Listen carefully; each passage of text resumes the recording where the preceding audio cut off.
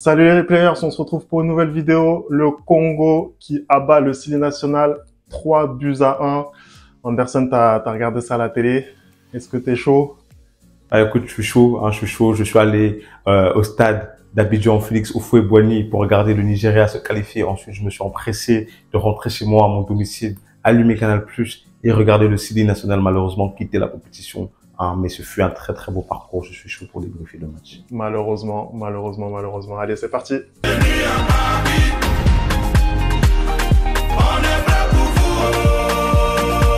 Allez, on commence tout de suite cette vidéo. Les Guinéens qui sont passés à côté de leur match aujourd'hui, ils perdent 3-1 alors que franchement, il y avait grave moyen de passer ce tour.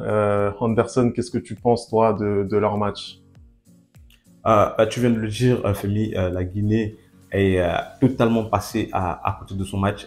J'ai pas compris, j'ai pas reconnu cette équipe que j'avais vue lors des poules qui avait été comment dire, battante contre le Cameroun à 10 contre 11, qui avait pendant une mi-temps entière inquiété le Sénégal, et en huitième de finale, je me souviens, qui a largement résisté à la Guinée équatoriale qui venait de donner un 4-0 au pays hôte et qui avait vraiment, comment dire, tenu son rang tout au long de cette compétition-là. On arrive en quart, on voit une Guinée qui est totalement transfigurée. Alors certes, ils ont eu la possession du ballon, je pense que ça a dû dépasser 67% de possession de balle ce soir pour la Guinée, mais une possession totalement stérile.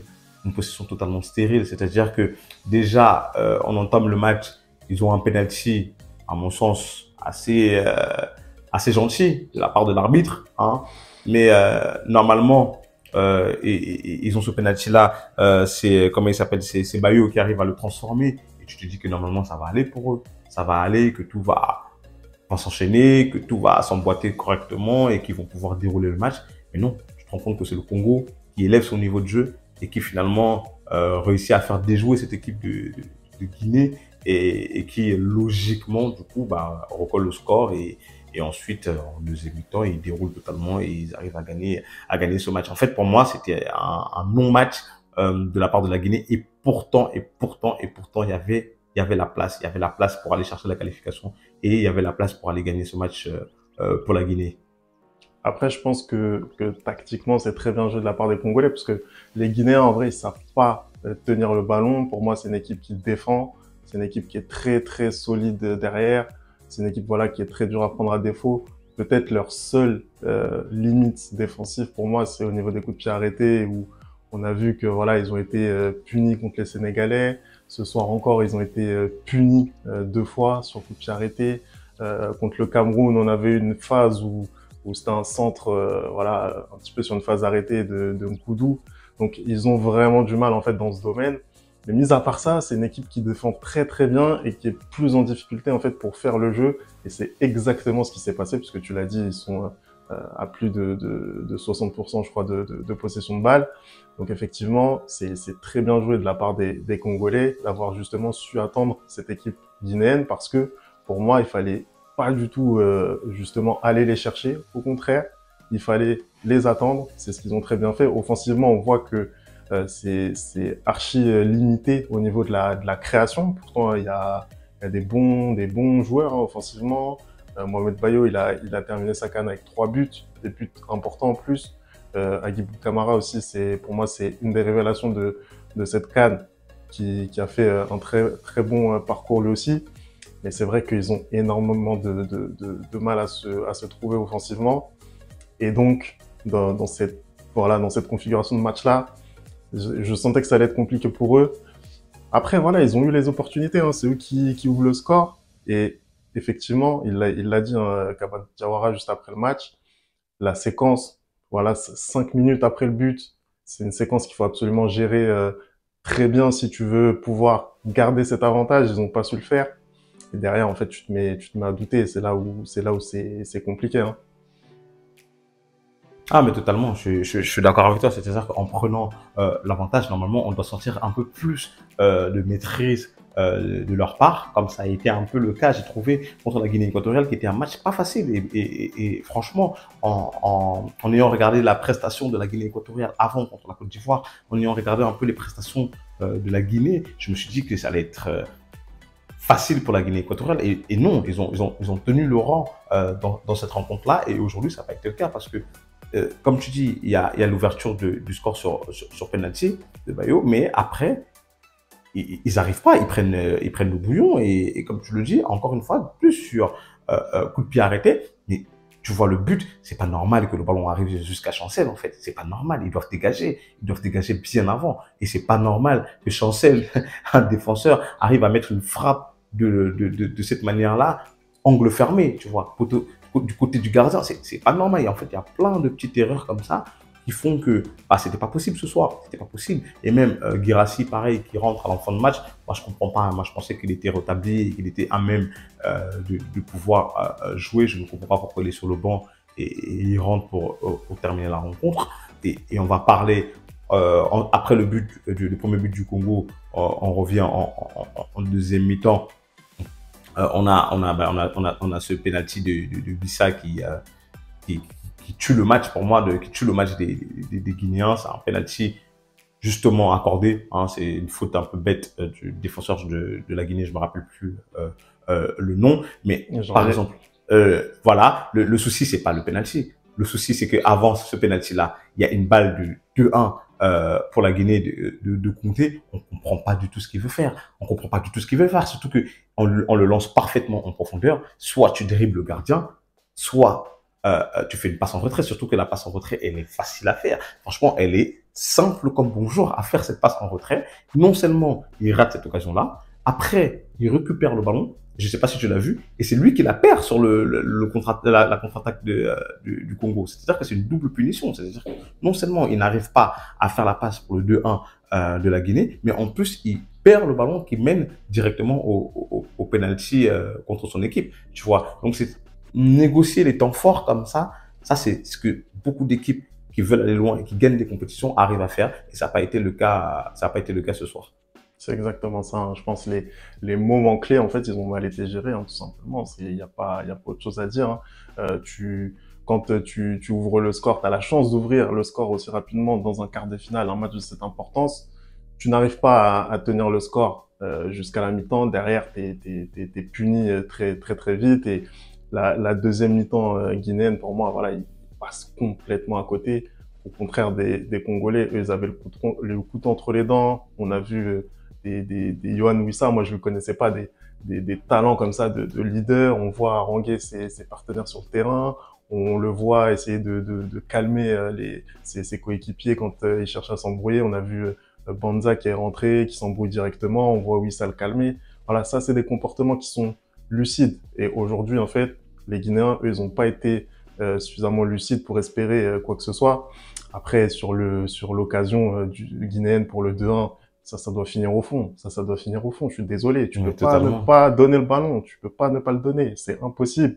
Et en fait, ce que même j'ai du mal à comprendre, c'est ce qu'il a voulu faire. Et à quel moment tu te dis, tu vas dribbler le gardien à ce moment-là? Soit tu tires, soit tu fais la passe, mais fais un choix. Et Fasciné Conté, là, il a pas fait son choix. Au final, il amène, enfin, il provoque en tout cas la contre-attaque qui amène le penalty du 2-1 pour le Congo. Et après, derrière, le troisième but, sincèrement, là aussi, hein, le gardien guinéen, je suis désolé, tu peux pas prendre un coup franc comme ça. Il prend un coup franc direct. Après, t'es dur parce que, en fait, je pense que Masuaku, il joue très, très, très, très bien le coup. Le ballon est très bien placé, ça y a rien à dire. Oui, mais en fait, le ballon est placé de telle sorte qu'en fait, c'est un coup franc. 99,99% du temps, ça finit en centre. Mais il joue tellement bien le coup en sachant que le gardien va être justement un peu éloigné de son poteau. Il le place très bien parce qu'au début, j'ai cru qu'il ne l'avait pas fait exprès. Mais en regardant le ralenti, j'ai vu qu'il avait placé exactement là où il voulait le placer. Ah, c'est totalement exprès. Et c'est totalement volontaire. Mais quel but! Quel but pour moi, pour l'instant, c'est l'un des buts de la compétition. J'aimerais qu'on revienne aussi, comme tu l'as dit, sur le match de Yohan Wissa, mais quel match taille patron qui nous sort. Et même, j'ai envie d'aller plus loin, c'était depuis le début de la compétition, il est très très bon. Et comme tu dis, je trouve que justement, lui, ainsi que Chancel, ils arrivent à canaliser un peu leurs coéquipiers, à insuffler, comment dire, cet esprit de révolte au Congo. C'est le premier match qu'ils gagnent de la compétition et de forte belle manière. Hein. Bravo à eux. Mais dans cette compétition, vraiment, tu sens qu'ils sont concentrés, qu'ils ont envie d'aller loin. Là, ils vont jouer une demi-finale contre le Mali ou la Côte d'Ivoire. Leur parcours, il est très très bien pour l'instant. Leur parcours, il est très bien et tu vois une équipe joueuse sur le terrain. Tu vois une équipe qui a été capable de rivaliser. Bon, malheureusement, mais ils sont sortis maintenant avec le Maroc. Tu vois une équipe qui à chaque fois est dos au mur, n'abandonne pas, il réussit à se relever et il réussit à revenir au score. Et franchement, moi, bravo, j'applaudis cette volonté de la part des Congolais. Le seul point négatif que j'ai avec cet effectif pour l'instant, c'est que leur attaquant Bakambu il n'est pas encore au rendez-vous. Je trouve qu'il rate énormément d'occasions. Je trouve qu'il pourrait un peu leur faciliter la tâche. Et c'est pas le cas aujourd'hui. Mais franchement, très très beau parcours pour l'instant de la part du Congo et très très belle prestation ce soir, surtout en deuxième mi-temps. Vraiment, tu sens qu'ils ont envie d'aller loin, tu sens qu'ils ont envie de faire de belles choses et ça se reflète dans le score tout simplement en 3-1 contre la Guinée. Et c'est net et sans appel et je pense que ça souffre d'aucune contestation. Et aussi, ça fait partie des équipes qui ont mis du temps à rentrer dans leur compétition. Voilà, je me rappelle du match, notamment contre la Zambie, c'était un petit peu compliqué. Ça finit en match nul. Et après, le déclic pour eux, je pense, c'est cette qualification face à l'Égypte. Le match qu'ils fournissent aujourd'hui, c'est vraiment un très très bon match. C'est leur première victoire dans la compétition aujourd'hui. Et après, quand tu regardes la qualité de cette équipe, aujourd'hui, Gaël Kakuta, il était absent, mais quand même, tu arrives à aligner des Bakambu, même si effectivement, je pense que sur cette CAN, il pourrait faire mieux. Tu arrives à aligner des Wissa. T'as des Banza sur le banc, t'as des Silas aussi sur le banc. Il fait une entrée déterminante ce soir. Il a déjà été décisif dans cette compétition. Donc voilà, c'est aussi une équipe qui a beaucoup de qualité et notamment offensivement où ça va très très vite. C'est des profils qui vont extrêmement vite. Et donc aujourd'hui, les Guinéens, ils ont été vraiment en difficulté. Sur la demi-finale qui arrive, soit face au Mali, soit face à la Côte d'Ivoire. Par contre, sincèrement, je pense que ça va être compliqué, peu importe l'adversaire pour eux. Pour moi, le Mali, c'est une des équipes qui fait la meilleure impression depuis le début de la CAN. Moi, je les vois très très forts. Je pense que ça va pas être simple pour les Ivoiriens. Après, les Ivoiriens, eux, ils sont revigorés avec leur succès contre les Sénégalais. Mais ça va être compliqué, hein. Ça va être vraiment compliqué. Mais pour l'instant, ils ont toujours pas, excuse-moi, de match référence. Hein. Certes, ils ont gagné contre le Sénégal, mais c'est une victoire au tir au but. Et comme tu le dis, ils sont revigorés en effet par déjà leur qualification. Hein. Ils sont pas morts, ils sont ressuscités après 3 jours comme une certaine personne.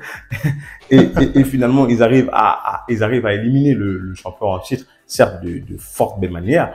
Mais je pense ils ont envie aussi de bien jouer et d'allier aussi des buts à leur prestation. Ça va être un très très beau match. Je pense demain Mali Côte d'Ivoire. Je pense qu'on va avoir beaucoup de buts. Il y a une certaine rivalité entre les deux pays. À noter que la Côte d'Ivoire n'a jamais perdu contre le Mali à la CAN. Hein, donc ça va être très très beau à voir jouer. J'ai envie de voir ce que Emers Faye va faire demain.